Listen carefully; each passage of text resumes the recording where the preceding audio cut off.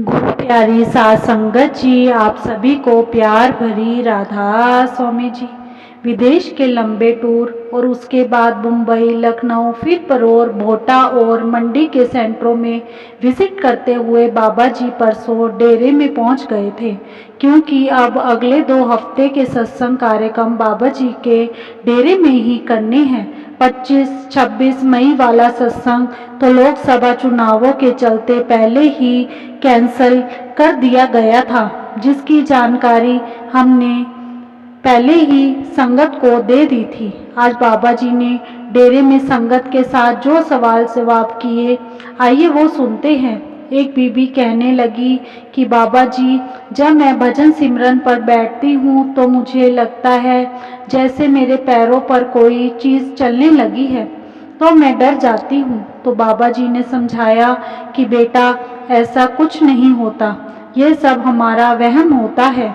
भजन सिमरन करते हुए मन हमें भ्रमों में डालने की कोशिश करता है, जिससे हम वहाँ से उठ जाएं, लेकिन हमें उठना नहीं है, भजन सिमरन करते रहना है। एक भाई ने बाबा जी से पूछा कि बाबा जी, मेरी आपसे विनती है कि मुझे नामदान दे दीजिए, मैं दोनों आँखों से देख नहीं पाता। तो बाबा जी ने हाँ में सिर हिलाते हुए कहा कि बेटा, कोई बात नहीं। फिर यही भाई बाबा जी से कहने लगा कि बाबा जी, डेरे में जब हमें रूम लेना होता है तो हमें बड़ी दिक्कत आती है। तो बाबा जी ने पास में बैठे सेक्रेटरी साहब की तरफ इशारा करते हुए कुछ कहा, तो सेक्रेटरी साहब ने हाँ में सिर हिला दिया। फिर एक बीबी ने बाबा जी से पूछा कि बाबा जी, क्या नामदान का समय निश्चित होता है?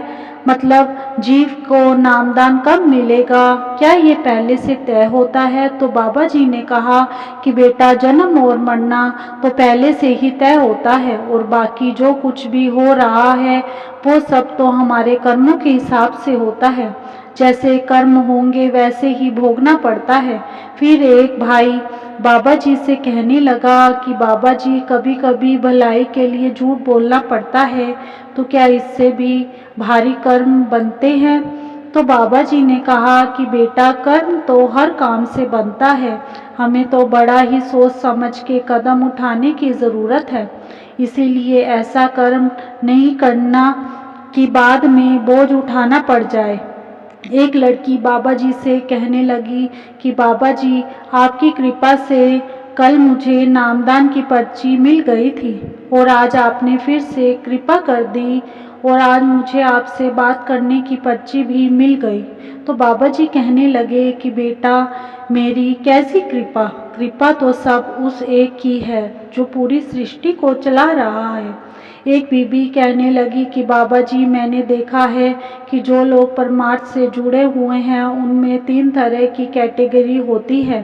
एक कैटेगरी मतलब जो बहुत भजन सिमरन करते हैं, वो तो बड़े प्रेम से सचखंड चले जाएंगे। और उसके बाद आती है सी कैटेगरी, ऐसे लोग जो बिल्कुल भजन सिमरन नहीं करते, तो उनको कान से पकड़कर खींचकर सचखंड ले जाया जाएगा। और बीच के कैटेगरी होती है बी कैटेगरी, मतलब मेरे जैसी कैटेगरी, जो थोड़ा बहुत भजन सिमरन कर लेते हैं लेकिन ज़्यादा नहीं हो पाता, तो उनका क्या बनेगा? तो बाबा जी ने समझाया कि बेटा, मालिक के आगे कोई कैटेगरी नहीं होती। परमात्मा में जितना भजन सिमरन करोगे उतना मालिक से रिश्ता मजबूत होगा। फिर किसी ने बाबा जी से पूछा कि बाबा जी, आप कहते हो कि अपने खुद की पहचान करो, तो इसका क्या मतलब होता है? तो बाबा जी ने समझाया कि पहचान का मतलब होता है कि अपने अंदर से दर्शन।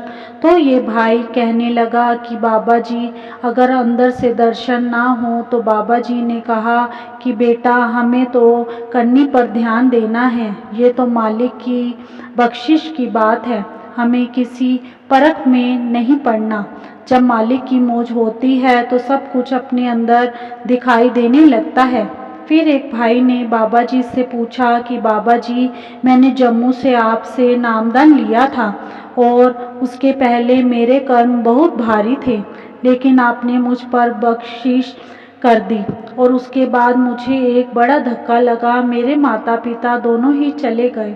तो बाबा जी ने समझाया कि बेटा, जो आया है उसने तो जाना ही है, यहाँ से तो महापुरुष भी चले गए। यहाँ उस मालिक की मर्जी चलती है, हमारी मर्जी नहीं चलती। फिर यही भाई कहने लगा कि बाबा जी, मेरे बच्चे कहते हैं कि बाबा जी से पूछना हमारे दादा दादी को क्यों बुला लिया। तो बाबा जी ने कहा, बेटा, मालिक की चीज़ थी, मालिक ने वापस ले ली, हमें तो जो मालिक ने दे दिया है उसकी कदर करनी है। फिर एक बीबी ने बाबा जी से पूछा कि बाबा जी, क्या कर्मों का हिसाब अटल है। तो बाबा जी ने समझाया कि बेटा, कर्मों का हिसाब तो देना ही पड़ता है, कर्मों के हिसाब से तो देवी देवता भी नहीं बच सके थे, इसलिए सोच समझ कर कर्म करो, ऐसे कर्म मत करो कि बोझ के नीचे दब जाए। फिर एक भाई ने बाबा जी से पूछा कि बाबा जी, मैं पीरों की दरगाह पर जाता रहता हूँ, वहाँ मैं सेवा भी करता हूँ, लेकिन अब मैं आपसे नामदान लेना चाहता हूँ। तो बाबा जी ने कहा कि बेटा, सबसे बड़ी सेवा तो भजन सिमरन की है, कहीं से भी जुड़ो, करनी तो मालिक की भक्ति ही है। एक बीबी कहने लगी कि बाबा जी, सिमरन में मन नहीं लगता। तो बाबा जी ने कहा कि बेटा, मन जो हमसे बगावत करता है ये कोई अपनी मर्जी से नहीं करता, मन को बागी भी तो हमने ही बनाया है। अगर हम रोज़ भजन सिमरन नहीं करेंगे तो मन हमें भटकाना शुरू कर देगा, इसलिए कहा जाता है बिना नागा भजन सिमरन करना है। एक भाई ने बाबा जी से पूछा कि बाबा जी, मैं आपकी संगत को कैसे खुश करूं। तो बाबा जी ने कहा कि बेटा, हमें यहाँ किसी को खुश नहीं करना, हमें तो बस मालिक को खुश करना है। मालिक के साथ ही एक असली रिश्ता है, बाकी सब झूठ है, इसलिए मालिक की भजन बंदगी किया करो। फिर एक बीबी बाबा जी से सवाल करते हुए रोने लगी और कहने लगी कि बाबा जी, मैं आपके लायक नहीं हूँ। तो बाबा जी ने समझाया कि बेटा, ऐसा नहीं सोचना चाहिए, हम सब यहाँ सेवादार हैं, ना यहाँ कोई बड़ा है और ना ही छोटा है, जो मालिक की सेवा करता है वो सबसे ऊंचा है। फिर बाबा जी ने कहा, सदके जावा ओ जी संगत ते, जिन्हें मेरे नाल निभाई। फिर एक भाई ने बाबा जी से पूछा कि बाबा जी, मेरे दिमाग में बहुत बुरे बुरे नेगेटिव विचार आते हैं।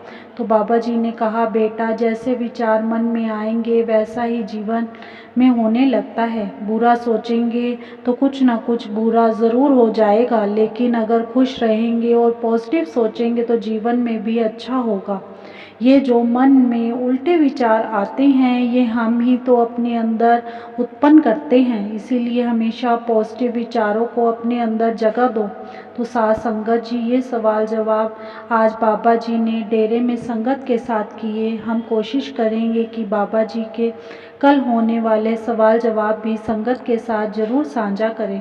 संगत से विनती है कि कमेंट बॉक्स में राधा स्वामी लिखना मत भूलिए और संगत के अपने इस चैनल को ज़रूर सब्सक्राइब करें। राधा स्वामी जी।